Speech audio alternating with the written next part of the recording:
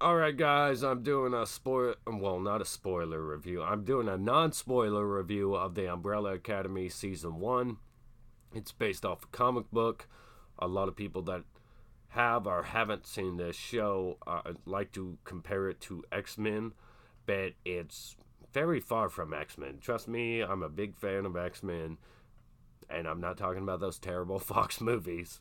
Uh, but it's very, very different. The only real similarities is that there are superpowered people, a group of superpowered teenagers or kids, and they're raised in a mansion, and they're trained and raised to stop a eventual apocalypse.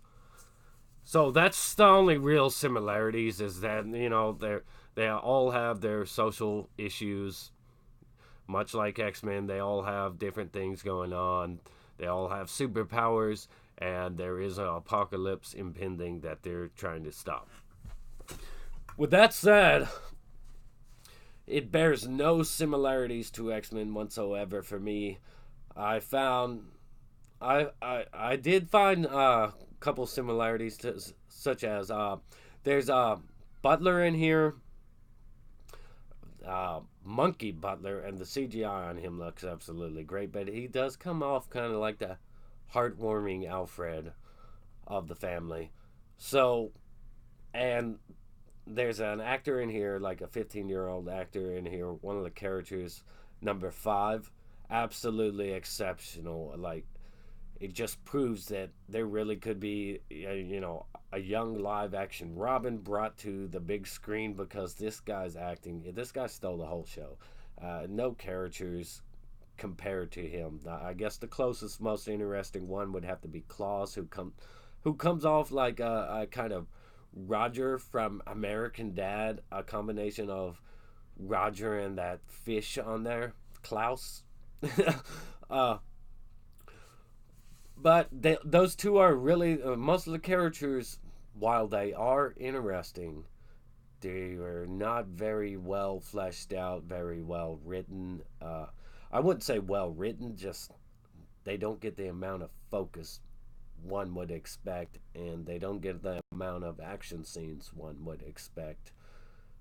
But there's a large ensemble cast. All of them have things going on, and I won't kid you, it is messy, and at certain times it is hard to set through because you have so many characters that you're getting one fleshed out, you're getting one mystery fleshed out, one character getting fleshed out, and then you're distracted by taken away from that to flesh out another character and hint on another mystery, and then again a whole nother character and fleshing that character out, and hinting on a whole nother mystery. So it can take away from itself, and especially episodes, I'd say around 6 through 7 and 8, but like 3 episodes in the middle, they're kind of hard to get through because you just want to get a lot of this stuff addressed. There's so many mysteries in here, there's so many different characters,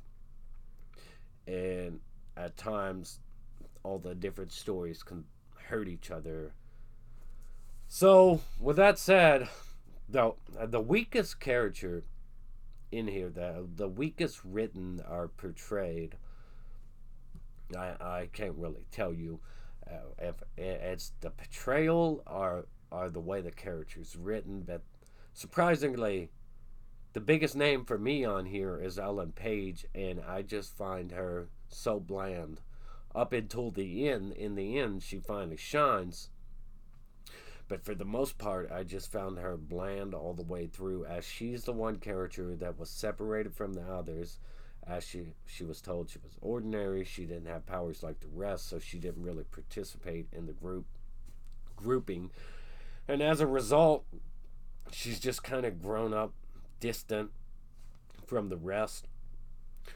She wrote this book spilling all their family secrets. She's famous for that to a degree. One of them's famous because she became an actress, and she had a different power where she could tell everybody, like, she had this power. It's called rumor. I heard a rumor that this or that. Basically, she can manipulate emotions and feelings and state of mind, manipulate somebody else's perception of things to a degree. Um, that was Allison. You had Allison. Vanya was the one played by Ellen Page. She was the most lackluster. I found her largely depressing, or just like, come on, just get her out of here already. She because she's just so joyless on screen for the most part, and that has nothing to do with my problems with the actress in real life, the way she behaves and how out there she is. Uh, on the show, she just was not that great until the end. She started becoming this really important character. But at the start of the show, I felt like she was being propped up to be this really important character that would pay off as the one who like saves the day or something in the end, because they just kept hitting you over the head with how unimportant and ordinary she was, and how that hurt her feelings, and how it screwed up her childhood. But in the end, a completely different turn. A really surprising turn for her character. There's some big moments, huge moments, and Klaus is one of those characters that he's more like the comedic relief. You get a lot of jokes from him and stuff. There's a lot going on with him that never. There are a couple things that never really truly get explained in depth going on with him. But he's a junkie and he's got all these problems. He's trying to go and trying to get clean, trying to stay clean, and then he's back trying to do the drugs again. And he's just, and he can talk to one of the dead ones that was adopted, Ben. Ben, there's never no explanation given for what happened to him. Not that I could figure out. But it's largely left a mystery for, I guess, season 2. But there are things going on with Klaus's powers that relate to Ben, as he can see Ben, he can talk to the dead.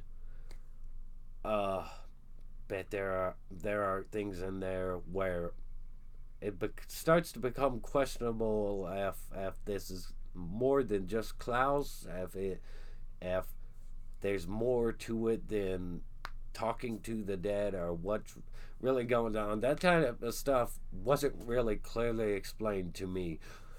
But beyond that, you have Luther, the big muscular guy. There, he has a couple of good fight scenes, but for the most part, I expected so much more from his character with his big buff, like built. He's supposed to be the muscle for the group, so I expected a lot more out to come from his character over the course of the season. Unfortunately, not a lot did, and his character, while his character does have some things going on, some mysteries. He was sent to the moon. There was something that happened to him when he was younger that caused a drastic change to his life and kind of like made him insecure. And then there were other things going on. A romance between one of the other adopted siblings, Allison. So there is a lot going on with Luther, but unfortunately he doesn't come off like a top priority character. He isn't all that expressive. They could have done a lot more with his character to make it more exciting, less bland. Most of these characters, as I said, do come off pretty bland. Even though they are likable in certain situations and stuff like that, they mostly just come off pretty bland. Another one of the characters, Diego, he has some pretty cool action and fight scenes. He never left the academy. He's kept doing the superhero thing, so there's a lot of interesting things going on with him. Particularly a romantic type situation he has. But for the most part, his character just didn't really have much going on for him except the whole superhero thing, which I felt like his character could have been more entertaining if they would have, tried to flesh him out in other areas more, but they didn't really do that well. I'd say one of the most interesting characters to me is Sir Reginald Hardgrave, as a lot is alluded to that he didn't really love his children. He made this robot mom. He had this monkey butler. These were the people that took care of the kids, while he just mostly trained them and stuck to his work, shut in off in his office. But there's a lot of mysteries around him when it brings all the kids back together. They think he died, but then there's this murder mystery that there could be more to it. And that gets fleshed out over the course of the season, but certain things about the character do not get fleshed out, such as how he really felt about the kids, because there are large hints in there that he truly loved the kids, and that he's not the bad guy they think they grew up thinking he was. And there's all kinds of other interesting things, like where he came from, how he came over and became a billionaire, and all that. There's a lot of stuff that's unexplored that will be incredibly interesting to explore. He's a very fascinating character for the brief times you get to see him. He does come off like he doesn't say much, doesn't do much, doesn't express much, but it's like he's holding back. There's a lot of secrets just circling him. Beyond that, number 5 absolutely stole the show. That character, he disappeared when they were kids. He went to the future and to this apocalyptic world, and he got stuck. He didn't listen about the limitations of his powers and not going too far too fast. He ended up getting stuck in a apocalyptic future where basically his love was a mannequin. And he ended up joining this weird thing called the Commission, where this group goes throughout time to prevent and ensure certain things do and don't happen to keep the timeline intact. And it's really strange, and there are a lot of things not really explained about it, but he is an absolutely amazing character. Everything. And when you're watching this show, you'll be like, I just want to get back to him. Screw you guys. I just want to get back to him, because he is absolutely amazing. And as I've said, he would make one hell of a live action Robin in a Batman movie. It would not be the way he portrays this adult in a teenager's body, because when he goes back and goes into the future, he lives a full life. But when he comes back through time, he gets stuck back in his teenage body as a 65-year-old or something. I think he was 65.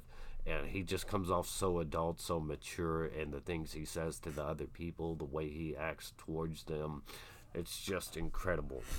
Now, the show does have a couple of villains. There's Cha-Cha and Hazel. They're very entertaining as a pair. Hazel's got a love for donuts, a sweet tooth. They wear these cartoony masks, and they go around like just wrecking people, wrecking havoc on people. They can fight, they can shoot. They're very skilled. They're very threatening. For the most part, they're pretty great. I've found I did not like Cha-Cha as much as Hazel, because Hazel gets a bit fleshed out more than Cha-Cha. Cha-Cha is more of a one-note type person, more of a one-dimensional type person. But Hazel gets a bit more fleshed out, and all that was interesting to see portrayed. But there is a sort of romantic angle that comes into play, and I just didn't buy the chemistry between the actors on it. But there were a lot of great action scenes, a lot of pretty cool visuals. The CGI monkey Pogo, very well done for something with such a budget.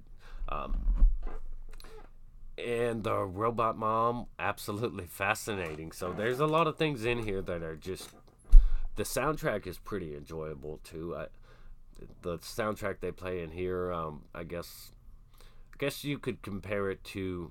Well, I wouldn't go as far as saying Guardians of the Galaxy, but it is pretty good in like how Guardians of the Galaxy was with its soundtrack.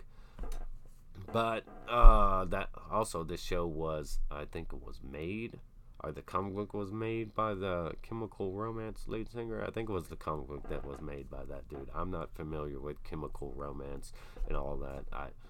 I'm more of a rock type dude. I'm not. That could be rock. I don't know. I don't listen to stuff like that. I've heard a little bit of it, but I just don't do it. But there is other than Cha-Cha and Hazel villains. There's the woman. I can't remember her name, but she's pretty much in charge of the commission. She's the one running everything, or at least running a division of everything. She seemed interesting, but not a lot was exposed or explored on her. She was more so a mystery for the most part. Beyond her, you have this one guy. I can't remember his name, but he plays the nice guy card. Yeah, you can just tell something's off with him. Like he's like malfeminist off or something. Just a creepy type of nice guy that maybe a little bit too nice. But where it goes, in the end, it's pretty exceptional. The last couple episodes were really great. The last episode especially, and what they had to do.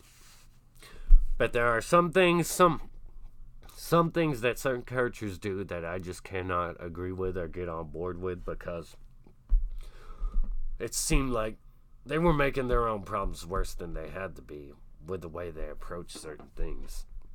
And if they had given the character Allison,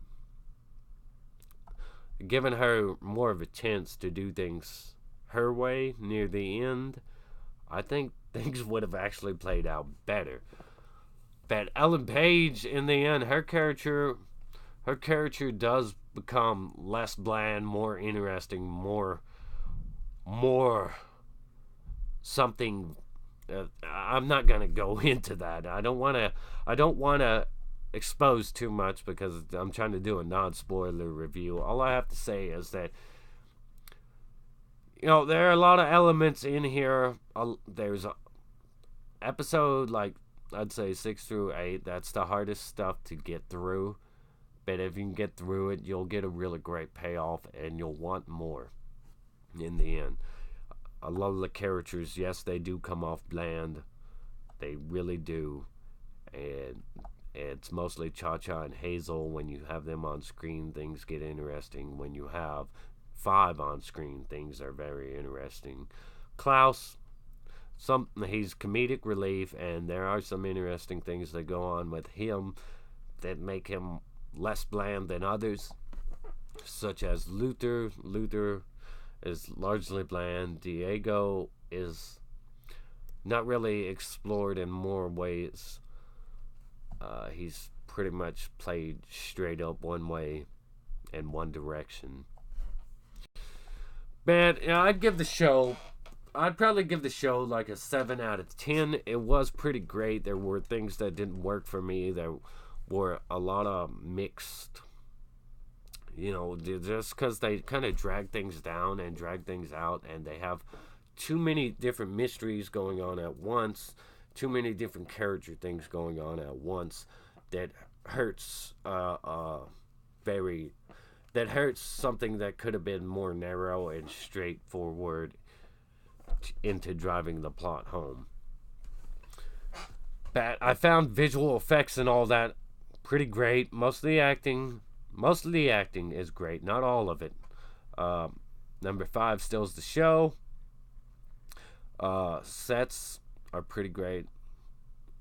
And villains, as far as villains go, they're okay. I wouldn't say that they're absolutely exceptional. They're okay, and they're entertaining at some points, but hopefully season 2 has more, but it is 7 out of 10. You may like it more or less. So I recommend watching it for yourself, giving it a shot. Maybe you'll enjoy it more. With all this said, I know you will like number 5. Without a doubt, you will like number 5. So Just comment if you've seen anything. If you like it, don't comment any spoilers down below. But comment, like, subscribe, stay awesome, rock on.